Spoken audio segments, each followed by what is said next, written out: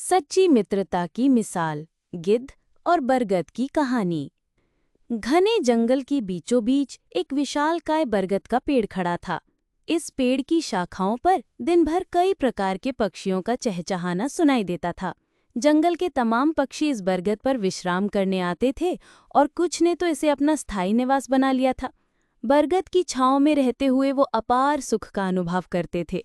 जब हम किसी जगह या व्यक्ति के साथ लंबे समय तक रहते हैं तो हमें उनसे लगाव हो जाता है।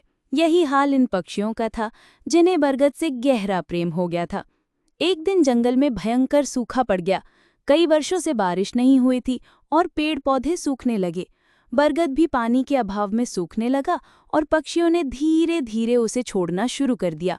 अंततः जब बरगद पूरी तरह सूख गया और उसकी शाखाएं टूटकर गिरने लगी, तो वहां रहने वाले सभी पक्षी दूसरे स्थानों पर चले गए। केवल एक बूढ़ा गिद्ध ही वहां रह गया। उसने देखा कि उसके सभी साथी पक्षी पेड़ छोड़कर चले गए हैं। कुछ पक्षियों ने उससे भी चलने को कहा, लेकिन उसने इनकार कर दिया।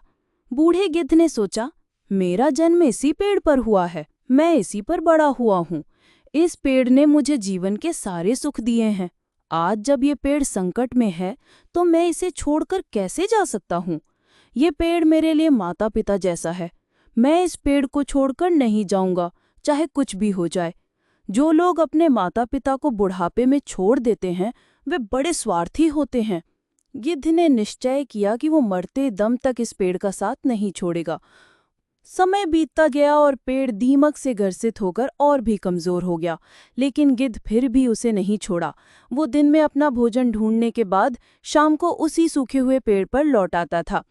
कई दिन इसी तरह बीत गए। जो पक्षी पेड़ को छोड़कर चले गए थे, उन्होंने सोचा, गिद्ध काका अभी भी उस सूखे पेड़ पर रह रहे हैं। वे सब उसे समझाने के लिए वापस आए और उससे बोले, गिद्ध काका, ये पेड़ अब मर चुका है। इसे छोड़कर किसी सुरक्षित जगह पर चलिए। ये पेड़ कभी भी गिर सकता है और आपकी जान भी जा सकती है। लेकिन गिद्ध ने कहा, भाइयों, ये पेड़ मेरे माता पिता के समान है। मैं इसी पर बड़ा हुआ हूँ और इस पेड़ ने मुझे जीवन के सारे सुख दिए हैं। आज जब ये पेड़ संकट में है तो मैं इसे छोड़कर कैसे जा सकता हूँ। ये मेरी सबसे बड़ी खुदगर्जी होगी। गिद्ध की बातें सुनकर पक्षी निराश हो गए और लौट गए। वे इंद्र के पास गए और सारी बात बताई। इंद्र ने पक्षियों की बात सुनकर गिद्ध को समझाने का निर्णय लिया।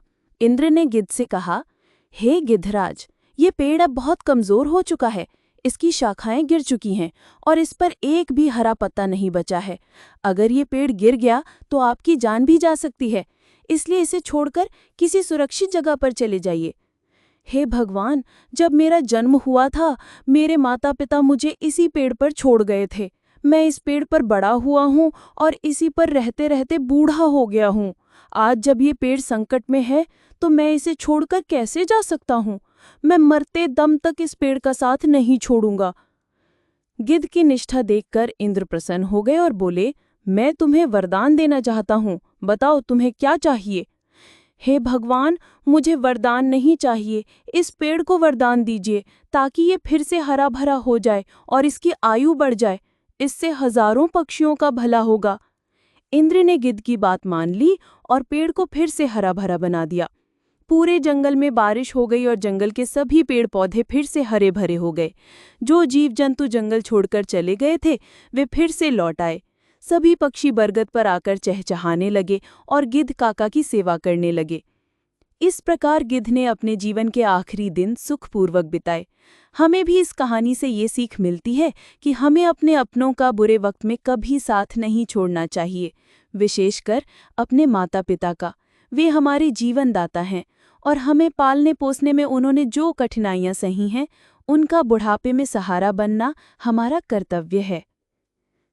ऐसे वीडियो देखने के लिए हमारे चैनल को लाइक, शेयर, सब्सक्राइब करें और बेल आइकन दबाना ना भूलें।